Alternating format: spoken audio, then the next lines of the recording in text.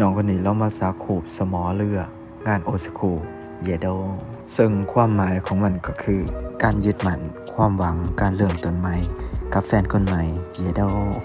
ช่วงนี้ก็จัดผู้ชายรัวๆเลยนะผู้นี้ก็ตัวท็อปของปากสิเอื่นไปเอ็นได้เยโดผู้ชายก็บ่ต้องน้อยใจเนาะคลิปผู้สาวหลายแล้วปีนี้ขอจัดคลิปผู้ชายแน่ค่อยจะบอกว่านี่เป็นการซักครั้งที่เท่าไหร่ก็บ่จักบ่เจอกับมันคือกันเรื่องมันมีอยู่ว่าตะกี้มีเด็กชายคนหนึ่งได้บอกค่อยว่ากูบ่มักซักหลายนะซักหลายมันเบิ่งเปื้อนมันเบิ่งแบบคือคนสกปรกบ่มักมันว่าจังได๋เดี๋ยวนี้สิเต็มแขนเบื้องหนึงล่ะแต่ถึงจังไดก็ตามภายนอกเขาสิเบิ่งสกปรกแต่ภายในของเฮาขาวใสสะอาดคือผ้าไหว้เยโด น้องคนนี้บ่ได้มีดีที่หน้าตายังมีดีบอนอื่นนำเยโด